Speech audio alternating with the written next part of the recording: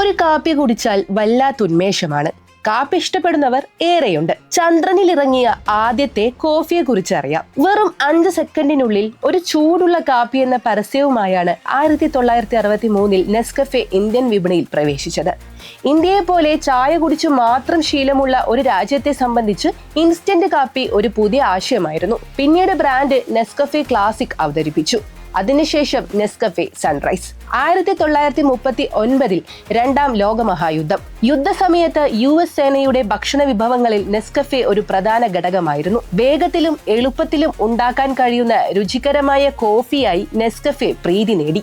Everest മാത്രമല്ല, ചന്ദ്രനിലും പോയിട്ടുണ്ട് Nescafé. 1969 Apollo 11 ദൗത്യത്തിൽ ചേർന്ന് ചന്ദ്രനിലിറങ്ങിയ ആദ്യത്തെ കാപ്പിയായും നെസ്കഫെ മാറി. നെസ്കഫെയുടെ ആദ്യകാല പരസ്യങ്ങളും വളരെ രസകരമായതായിരുന്നു.